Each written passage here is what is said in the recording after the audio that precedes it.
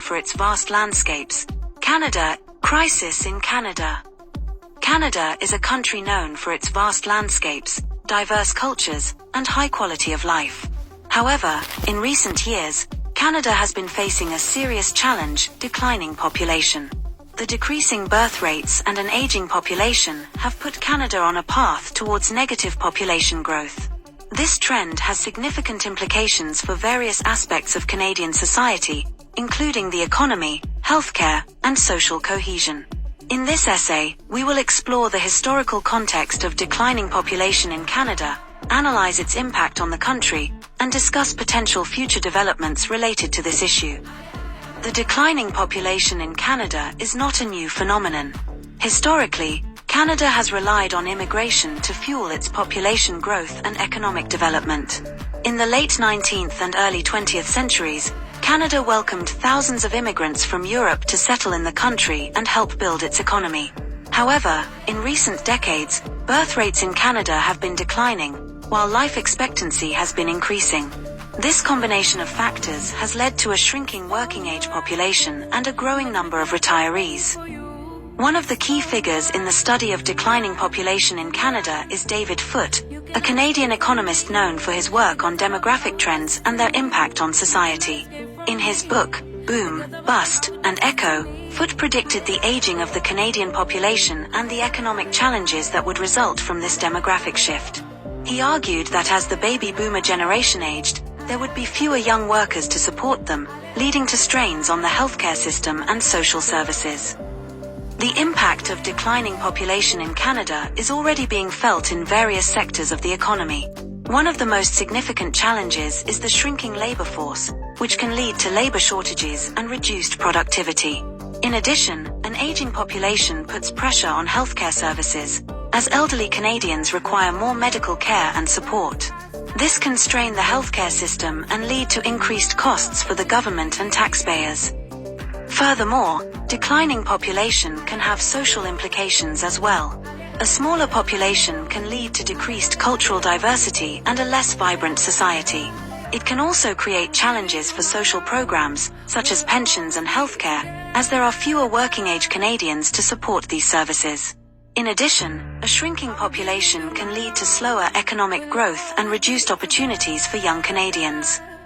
Looking ahead, there are several potential future developments related to declining population in Canada. One possible solution is to increase immigration levels to offset the declining birth rates.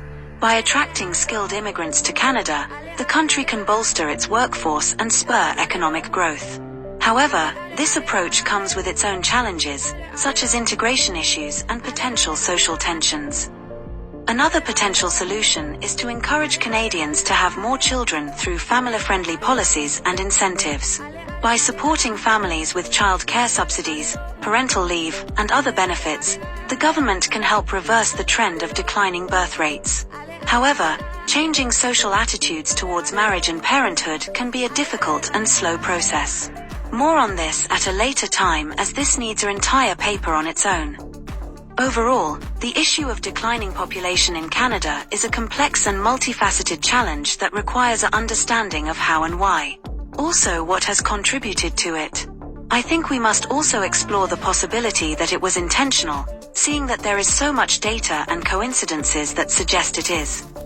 Solution: the only way I see it is starting today. Baby production should be first priority above all.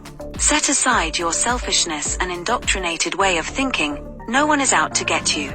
It's entirely up to you on whether your entire family tree, your family's history and their sacrifices they made for you to be here, gets wiped out of existence. Only to fade as all memories do until forgotten forever. In a stable population with a total fertility rate of 1.3 births per woman, the population falls at the rate of 1.5% per annum.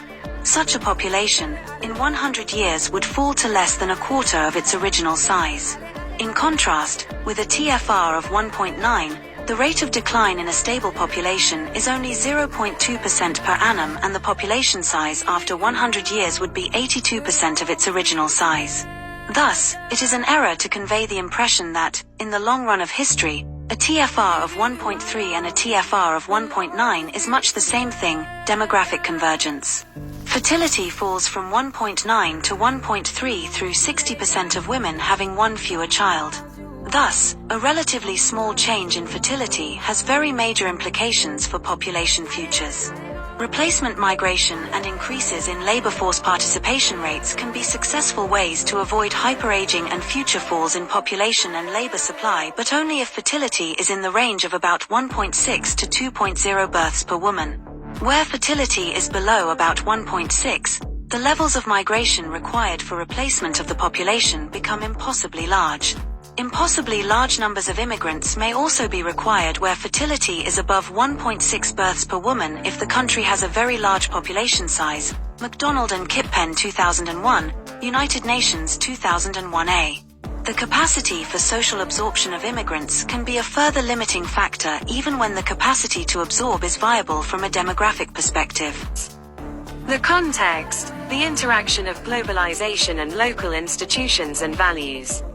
Varying levels of below replacement fertility can be seen as varying outcomes of the interaction of global forces coming in contact with local institutions and values.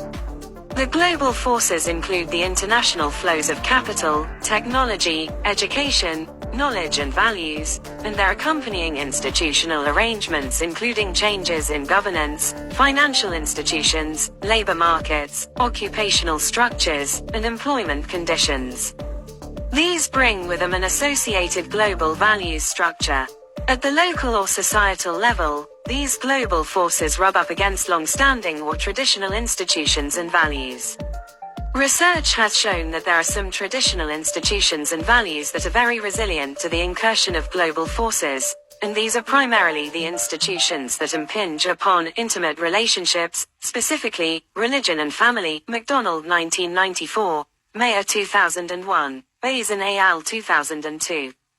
Because these traditional institutions vary from place to place in substance and in strength, the outcomes from globalization vary within each context. Accordingly, while these social conditions prevail, we can expect divergent rather than convergent outcomes for fertility.